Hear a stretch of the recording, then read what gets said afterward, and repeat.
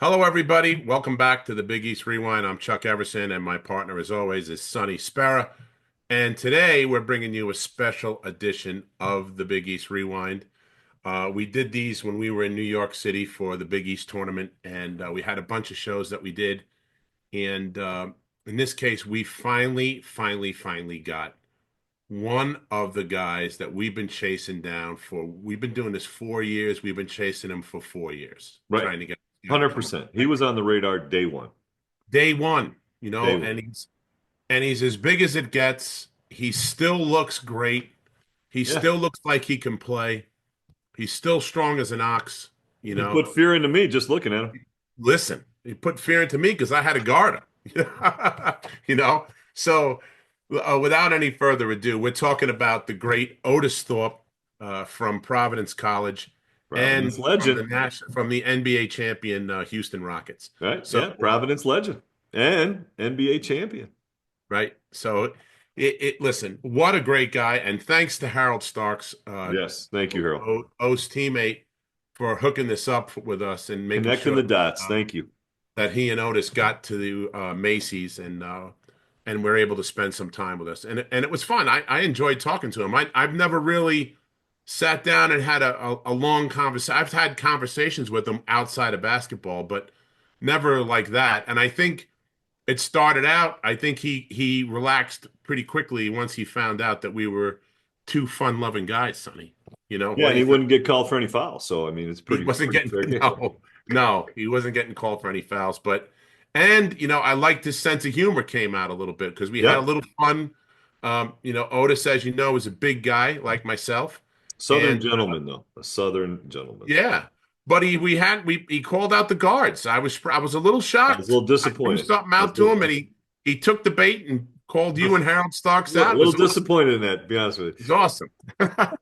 So we always have fun with that, son. We're going back and forth with the guards and the big guys, you. but this guy was one of the strongest guys I've ever had to play.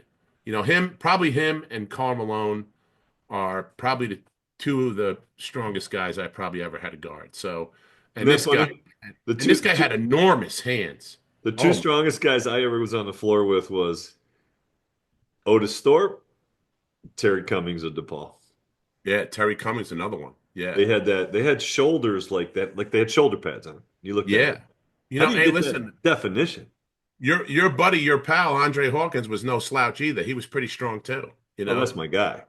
Oh, well, listen, I got to give He's in credit my where credit corner. due. I know Hawk since high school, and he's as strong as it gets too. There's no joke there either. So, listen, this was a lot of fun. Otis came in a little early, so some of the shows that you'll see look more professionally done. But he was gracious enough to share his time with us before he had to leave, and we did the best we could at what we had, and I Mhm. think it came out pretty good, Sonny. I really enjoyed I speaking with him. really enjoyed the conversation. And it It was was great. funny, speaking of Terry Cummings, I had seen him the night before we talked to Otis. And, it was just not going to say deja vu, but it was such a similar vein looking at and talking with both of those gentlemen. Just Yeah, you add, better call him gentleman, yeah, Sonny. but you got to admire the way they carry themselves is just really professional. And it's a delight to talk to people like that. It's very easy conversation. It's once he does get comfortable, and like anybody, then you get the real personality. And I think that's what we see with Otis. And he's a absolute treasure to our game, to the Big East, to basketball in general. So he's up there, Yeah. top 10. So Okay. yeah, so thanks to Otis to coming out. So, check this out. Let us know what you think. And we like I said, we really enjoyed doing this one. So here he is, Providence College legend, and now Big East legend officially, because that's what he was there for. That's right. Otis Thorpe. Enjoy. Hello, everybody, and welcome to another edition of the Big East Rewind. Today, we are at Macy's Herald Square for the drop of starter. All the new starter jackets are out, thanks to Carl Banks, G3, and Starter. And we are here live at Macy's Herald Square during the Big East tournament. I'm Chuck Everson, your 7-foot host, and my partner, as always to my right this time, because it's a little different doing it with you, Sonny, than live. Live and in color. Second time since we did Coach Conaseca. Sonny Spera. How are you, Sonny? I'm great, Chuck. I'm pretty excited to talk to Otis. He is a legend and was honored in the Big East this weekend for the Legends recognition for Providence College, so pretty cool. Yeah, I can't wait. We've been trying to get him for a little while. Another big Sonny, another big guy. One of the biggest, actually, and definitely one of the strongest, because I got to bang around with him in there for a little bit, so I know what that's like. I'm glad we're sitting down, okay? Let's just put it that way. I get it. So without any further ado, our special guest today, as Sonny mentioned, he's a two-time NBA champion, an NBA All-Star, a legendary Providence Friar, and now officially, as of last night, a Big East legend, which we knew. He was already legendary to us. The great Otis Thorpe. How are you, O? Oh, doing just great. Glad to be here. We're happy to have you here. I mean, it's been a long time since you've been back in New York at the Garden, right? Yes, it's been a while, though. They have made some big changes there. I'm talking about just coming in and just, I guess it doesn't smell like it used to smell. That's true. That's true. And it doesn't have that elephant smell anymore, like when the circus was in town. Right or wrong? They had Ringling Brothers in town, and it was terrible. And they bring us down the freight elevator, right? Yes, absolutely. Yeah, it was a different place at that time. 100%. I agree with you. So, first I have to tell you, I don't even know if you remember this play, but we were so thrown. When I say we, my teammates and I was so thrown. We were playing you here at the Garden. It might have been in a tournament. I don't remember. It had to be if we were playing at the Garden. You went to dunk a ball, and your hands are and still are enormous, Sonny. Okay. He went to dunk a ball. The referee called the whistle. You pulled the ball out of the rim, landed, and handed it to the official. And we were like, that. He couldn't have done that. It was just unbelievable to us. The strength. And put your hand up. See? Oh yeah. And I'm 7'1". Look at that. He's got me. No, you're out. You're out. You're not in the conversation. So talk about what it was like playing in the Big East tournament, how the physicality, the buzz surrounding the place. I mean, it was nothing like it, right? Well, there was nothing like it. You're talking about just in the beginning, all the different players that have come through the Big East. I'm talking about starting from 79, 80 on up. But the era that I was there, the time that I was there, just so much competition. You're talking about a lot of guys, a lot of teams at that time were Final Fours and championship teams. I mean, we got ourselves on the map very quickly because of the competition that was in the Big East. Yeah, I mean, how much did that help you, when you got to the league and you're playing against guys that are physical? I mean, the physicality had to help you prepare for your NBA career, right? Well, I would just say this because the Big East was probably the most physical league at the time. So getting to the NBA, I felt like I was already there. So it prepared me for that because I already been or have gone against the best. So stepping up to the next level was just all about just going in and just doing my job. Yeah, I mean, so take us through your path a little bit. I mean, you start out, and what made you decide on Providence College? Well, that alone, like starting basketball in 11th grade, I played JV, but like come my senior year, I only had that. JV in the 11th grade. So from there, like I had a chance to come to a camp up here with a friend of mine, and then it was Pete, the coach for Princeton, Pete Carrill. He recognized the talent, so he got in touch with Gary Walters, which was the head coach for Providence at the time. And then they started recruiting me. And then just coming up, I found out the size of the school, which was small, coming from Florida, which was a big difference for me. You're talking about coming from shorts to wearing long johns. That was a big difference. Yeah. Yeah, those New England winters can be tough, Yes, man. yes. I know. But just getting here, you're talking about where when they recruited me, I came up. What was surprising, I came up during the winter break when it was Christmas time. Nobody on campus. I just noticed the campus, and I said, hey, this is where I want to be. I got to ask you a couple questions because I thought the one thing I ran into Terry Cummings last night, and I was fortunate to play against him in the Dome and to play against you for a couple of years before you graduated, and you both had this physical nature to your size, but you specifically had these really soft hands and pretty good footwork, and especially telling me now you started late. How did you develop the skill set and all the other things that went with your game? The best way that I can explain that, I would probably say because I started so late, I didn't have any bad habits. I was just a sponge. If a guy came up to me and said, do it this way, do it that way, it was done that way. So it was just starting late kind of helped me, I think, not develop any bad habits. Who were some of the coaches that got to you early that had those kind of impacts then?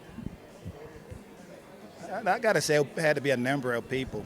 You know, being in a summer camp, there was a couple coaches there, like pulled me to the side and like work on certain things, what to look for on the backboard, how to lay the shot up, like off the fingertips, even after being hit. But it was just a couple of number of things. And then being at home, just playing with my cousins and friends, we played a different style of ball down there, I guess. It's almost like don't call a foul. If you call a foul, you're a wuss. So, Right. yeah, Right. yeah. That's unbelievable. Knowing where you came from now and where you've been and where you went to, really, hats off to you, man. That's an incredible story. I mean, going from that, you know, and it like Darryl Dawkins was another type of guy that was late start playing too, and I got to speak with him, and it was kind of similar path that you took, that same as him. So you're on campus now, and you know, is it a total shock to you that the way the climate is there, not just the weather, but the climate as far as the atmosphere on campus? Well, you talking about once the kids got back or just there by myself? You know, yeah, when the kids got back. Okay. No, everything was fine because back then you're talking about everybody mingled with everybody. So you was a part of the student body, a part of the campus, a part of the university.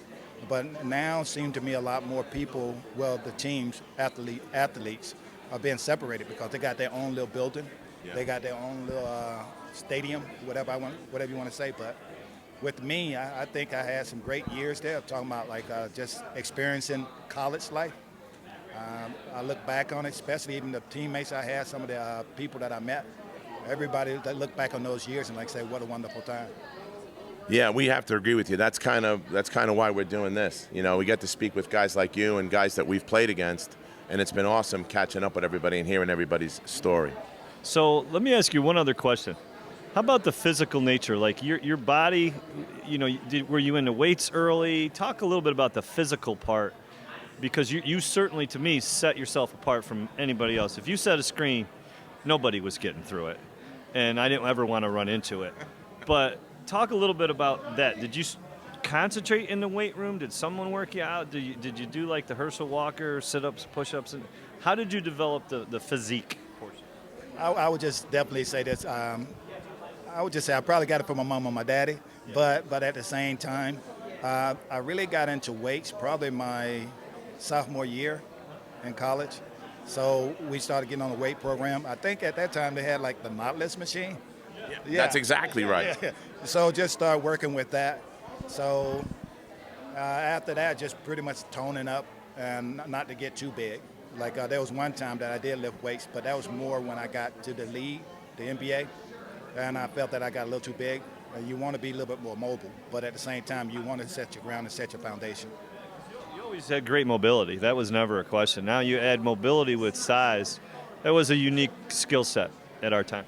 Thank you. Yeah. You get these big muscle head guys and they can't move, and then you get guys that he was sleek. I mean, you know, and quick. You know, so I know. I've been on the floor with him. I've been in the paint with this guy, so I know all about that. For Providence. Yeah. It's like, this guy here, we got to work around him. Talk about some of the teammates that you played with at Providence.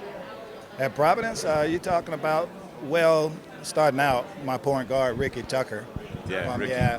He was my little spark plug. He always was there just to like get energy going. That guy had all kind of energy. Just watching him move made me want to move. And then you're talking about Harold Starks, Billy Donovan, the young Billy Donovan, because he had developed into a lot better player than what I started with him. But he finished up very strong with them getting to the Final Four, which was nice. And there was a couple other guys, but right now, just going through the lineup, there was several guys that was there that pretty much covered the outside. Yeah.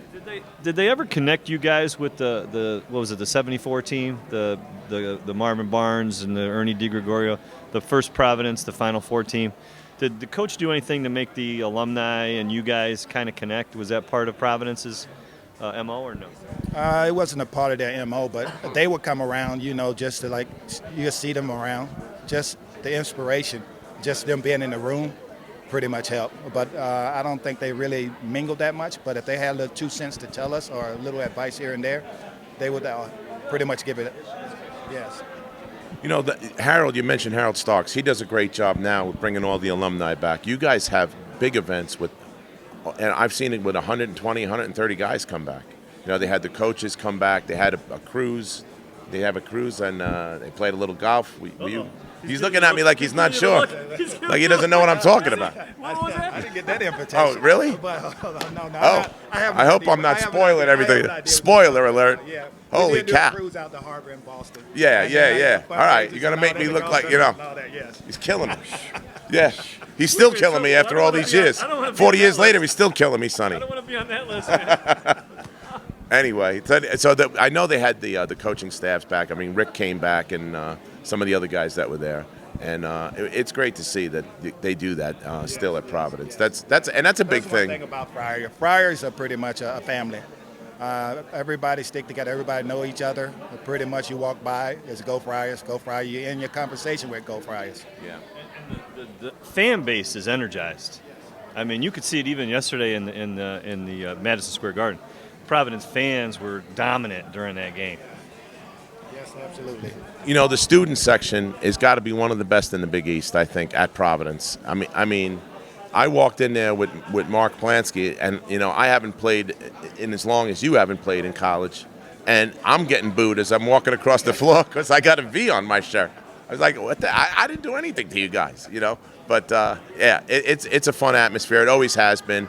You know, I got heckled pretty good there. I'll tell you a quick story. We're playing you guys, and this guy behind me is razzing me about playing. Are you going to get in? Are you going to get in? So I turn around. I start to go back at him. I start to talk about his wife. I start to talk. You know, Massimino comes down and says, "What the heck is going on down here?"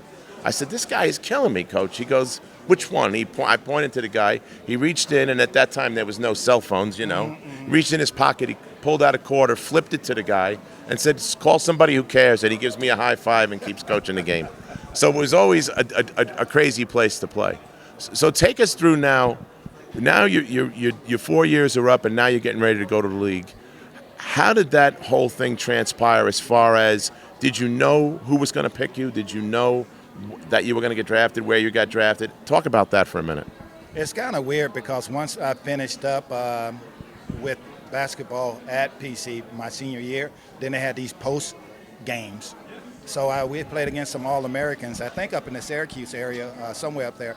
But I ended up getting MVP in that game. So they sent me out to Hawaii yes. And so at that point, I should have gotten MVP there, but it just didn't work out that way. But you're talking about averaging like 20 or like 15 boards and all that stuff. So at the point before doing that, they had me going like the third or fourth round. But after going there, they had me in the top 10, but I didn't know where I was going to go. But that was a huge surprise when Kansas City did the ninth pick in the draft. But it was still exciting. Yeah, I mean, and then you had quite a journey. You played on how many different teams? Start out with Kansas City being drafted me, and then they moved to Sacramento. Sacramento came. Yeah, then from Sacramento I went to Houston. That's where I got the championship. And from there I went to Portland, Detroit, Vancouver, back to Sacramento, then over to Washington, down to Miami, and I finished up in Charlotte. Wow. I mean, that's got to be difficult on you and your family. I mean, I don't know if you were married at the time for that stuff, but I wasn't married at the time. so maybe it was a little easier for you, but all the moving has got to take a toll. Yeah, it was towards the end, though, but the majority of the time being from 88 to 95 there in Houston. So that was pretty much, the foundation was pretty much set. I could see if I was a lot younger moving around like that, it probably would have been a huge problem. But being later, I'm kind of used to the travel and all that, so it kind of worked out. But it was an exciting time in Houston. So you played in the Garden at the Big East. Talk about playing in the Garden for the national for the World Championship, the NBA championship with the Houston Rockets. Well, that was exciting. I mean, we probably went back and forth. Like we was talking earlier, I didn't have a chance to see it, but I knew that it was going on. Talking about the OJ thing, right? The half on television. But that was exciting. That's something that I'll never forget. You're talking about just to finish on top and being the number one team that year. That was great. The fit, yeah. I just want to, the physicality.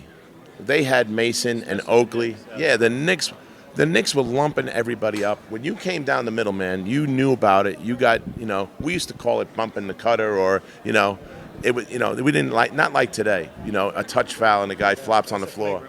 That's a flagrant one. Right. That's a flagrant one now. That's right. So talk about that, because I mean, you guys had yourself, Elijah. Who else was up front with you guys? Carl Herrera, he was there, but he wasn't that big size. But we pretty much, Akeem, myself, you have Ori on the outside. Yep. So you just tried to match up with what they was doing, but we tried to use quickness more than just trying to use strength. Yeah. So I was going to ask you about that with the Pat Riley coach teams, but talk a little bit just about what it's like to go on a run in the NBA all the way to the final. There's a lot of games. You see a lot of guys nowadays breaking down, injuries and stuff. Talk about what that takes on your level. That's hard to say. You got to prepare yourself and be ready. You got to get yourself in shape in the off season. That's pretty much going to prepare you for the season itself. And if you don't do that, sooner or later, injury will come up. But today's time compared to back then, it was a lot more physical back then, but not many people miss games. Yeah, you had quite a run, right? You didn't miss very many games. Yeah, I think it was I don't know, close to 600 games in a row or something like that. I don't know the right number, but I just wanted to play, and if I felt that I can jog, I can play. So coaches would always talk about this, the difference between injury, right, and pain. Being hurt. Right, and being hurt and having injury. What were some of the things that you felt you had to overcome? A back injury. It was a strange time in Sacramento. Yeah, but no, it was strange though. I could tell you exactly who helped me out on this, because I had a back pain and I couldn't move that well. So one day in practice, I'm trying to practice, and this guy Joe Klein set a pick in the back, and I heard and I was straight. I was good from that point on. That was my chiropractor.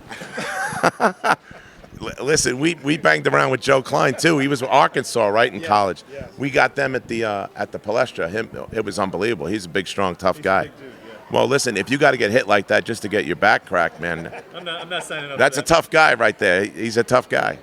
So okay, so now you go through the championship. Talk about what that was like, man. Winning a world championship. How crazy was Houston at that time? Oh, Houston was excited, because you're talking about that's the first championship for them, period. Period. Just to get your first.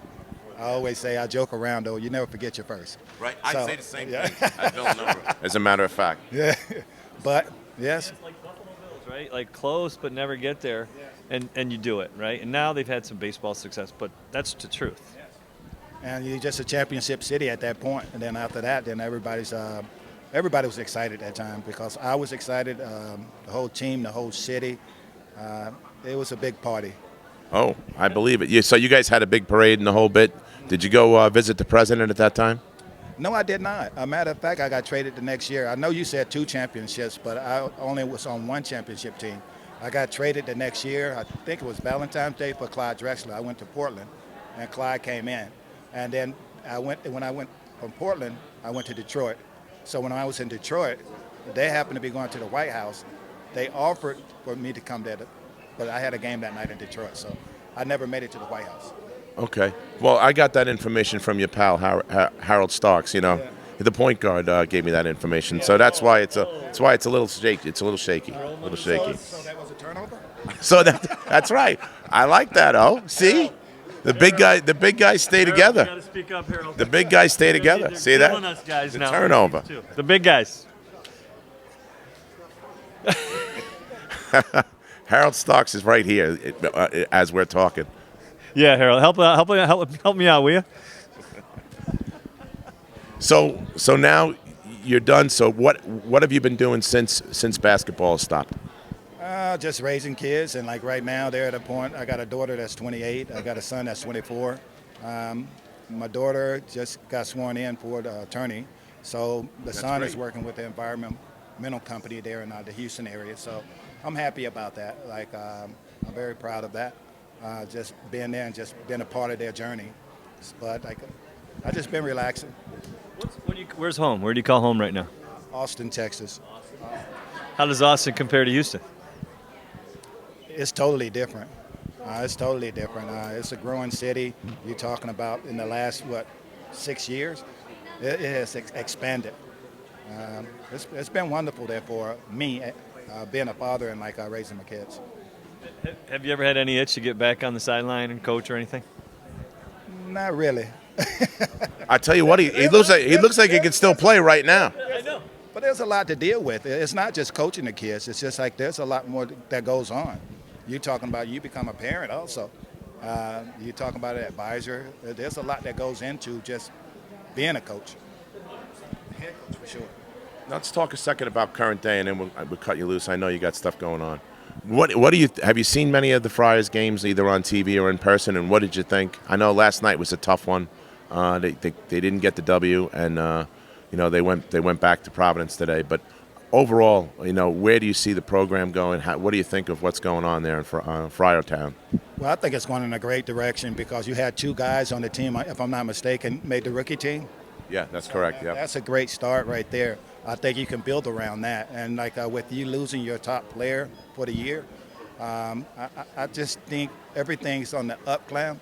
It's just getting some more players just to get around that system with those two players. I'm happy with where they are. Not happy about the loss last night, but still, they're moving in the right direction. I tell you, Sonny and I think we both agree on this. We've mentioned it a couple of times when we had some of the Friars on. I love the way Kim. I don't know Kim. I love the way he coaches and his closeness with his players. It seems like, anyway, from where I'm sitting, as I'm watching the game, he seems to be very nurturing and very, he lets you have it when you have to have it, like an old school coach. Gets up and down with those guys, and I love the way their style of play. You, Sonny, what do you think? Yeah, I think you can see there's a real connection, and obviously when you play for a coach, what looks like that you really respect and admire, they get a lot out of you. And I do think that the way he coaches, from what I can see, is anybody would want to play for that coach. So last question, and we'll let you go. Oh, if you had a youngster, I don't know if your son or daughter played, what would you tell somebody who's up and coming nowadays to how they can get to the level that you got to?